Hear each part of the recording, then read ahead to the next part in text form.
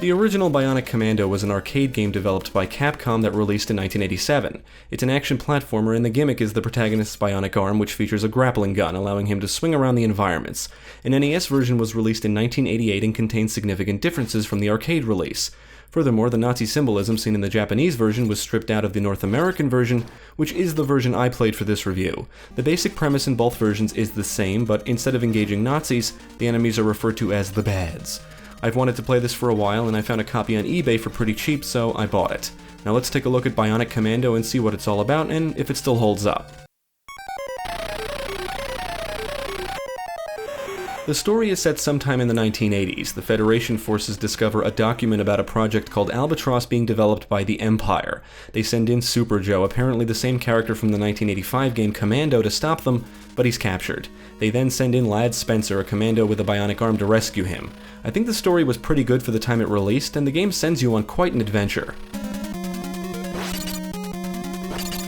The basic idea is to move from area to area and acquire the items you need to progress. You start on an overworld map where your helicopter can transfer you to new areas. You descend on an area which is basically a side-scrolling level to complete. The overworld map also consists of enemies, and flying over them will force you to complete top-down levels, which are usually not very difficult. Most of the areas are hostile, but some are neutral. You can acquire items, enter buildings, and interact with NPCs in neutral areas, but if you attack anyone, you'll become a target. The side-scrolling areas are the real meat of the game, and you'll need to master your bionic arm to progress. Lad can run, duck or crouch, and shoot left and right. He can't jump or shoot up and down. He has to use his arm to swing and grapple onto things. The areas do get more challenging the further you progress, and they are more or less puzzles you need to figure out. Knowing how to grapple effectively and timing are the keys to succeeding. Making a mistake can result in having to trek back to where you were, taking damage or death. And the gameplay is very trial and error. Why Lad can't jump is never explained in-game. The controls will take some getting used to, and the stiff movement can be a bit of a bitch sometimes, but once you get the hang of things, swinging around the environments becomes a lot of fun. Before you descend onto an area, you get to choose what gear or equipment you can bring with you. You start with a standard gun and a communicator, but there are other items you can acquire which can be equipped before descending, some of which are required to progress. There's different types of weapons, protective gear, and communicators, among other items.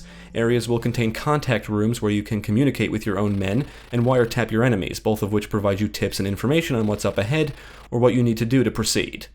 But in order to do these things, you'll need the appropriate communicators. These rooms also act as checkpoints. If you die, you'll respawn at the beginning of an area or the door to the last room you exited.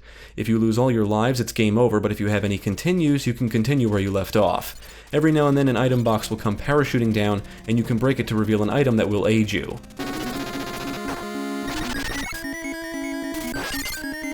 Bionic Commando is a challenging game, and you should get used to the idea of dying repeatedly. You'll start out against basic soldiers that patrol around and shoot at you, but soon enough you'll be up against shield soldiers, giant bugs, attack robots, helicopters, and laser cannons, among other foes. Trying to navigate and dodge enemy projectiles will require mastery of the grappling mechanic and timing. You'll have to duck under projectiles and hang from platforms to avoid certain dangers, and know when and where to swing. Fumbling around with the controls can result in death, especially in the later areas, which can be very frustrating. This is not a forgiving game. Enemies don't stop coming. They'll come parachuting down, they respawn, and they will always keep you moving when they're around. There are some enemies that are just annoying, like the man-eating plants that can kill you instantly. Many of the flying types can make navigation a real nuisance since they just get in your way. I also don't like how quickly more enemies appear after wiping some out. For example, you kill one and another shows up almost immediately. There's little to no breathing room for thinking. Memorization is basically required. Regardless, the enemy variety is quite impressive, and the game is always throwing new types at you, and because of that, it's always pushing you to try new things. You just need to be careful. The goal of most areas is to get to the end and destroy the computer system, and you're rewarded with an item for doing so. You'll progress through different rooms and have to navigate around numerous obstacles. Many areas are very vertical, requiring you to navigate upward. At the end of most areas is a room which is where the computer system is. These rooms will normally contain a bunch of enemies and/or a tough enemy type that I guess can be considered a boss. And you'll encounter several of these boss types often. I kind of wish there was more boss variety. Most of them have specific weak points, and some of the computer systems will have a gun that fires at you, making destroying them even more difficult. There's many ways to die in Bionic Commando. Whether it be from enemies or environmental hazards, the game is always trying to kill you. Some weapons are better for certain situations, and some are actually required for getting past certain obstacles. Taking down enemies and moving through an area without taking damage is all about timing. It can be very easy to swing into enemies, pull yourself up onto platforms and get attacked by enemies, fall to your death, or land on spikes.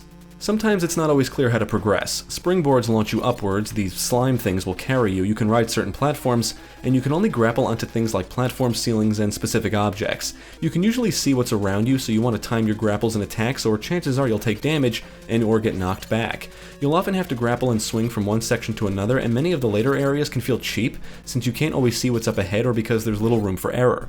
Analyzing your surroundings is important, but sometimes you have to move quickly and won't have a lot of time to think. Bionic Commando is the kind of game that requires practice. Bionic Commando looked pretty good for its time. There's a decent amount of color and detail in the environments. It doesn't look as good as the arcade game, but this is on the NES. The neutral areas all look and feel the same, but the hostile ones vary in appearance, making each one feel different. The sound effects are pretty basic, but the soundtrack is composed of catchy tunes that fit the action well. From a technical standpoint, I didn't encounter any issues. When it comes to run-and-gun side-scrolling action games, I'm a Contra guy, that's my go-to series. Fast-paced action, aliens, and awesome firepower. But I did enjoy Bionic Commando. It's different, and I really wanted to play it before playing the others in the series like Rearmed, which is an enhanced remake. Being an NES game, I knew this would probably be difficult and feel stiff. I was right. However, I was impressed with the plot and variety in terms of environments and enemies. Furthermore, Bionic Commando is pretty involved for a run-and-gun action game. For its time, that is. At least I think so. Picking and choosing areas, selecting gear, you might have to backtrack, there's side-scrolling and top-down levels, and there's a unique gimmick to master. The Bionic Arm, or in other words, the grappling mechanic, is what really makes Bionic Commando stand out, and requires you to basically unlearn everything you know about 2D platforming. Now I won't lie, not being able to jump or move down platforms easily can make navigating around even the most basic obstacles feel tedious at times, but once you get used to the mechanics, it's not so bad. I would absolutely recommend Bionic Commando to fans of run-and-gun action games. This was a unique game for its time. There's definitely a learning curve here, and a lot to take in compared to other games of its kind. If you get frustrated easily, this might not be the game for you. Some aspects certainly feel dated, and some of the encounters and areas feel more cheap than fair. It's just a matter of trial and error. If you like side-scrolling action games, there's really no reason not to check this out, and you can find it for pretty cheap as of this review.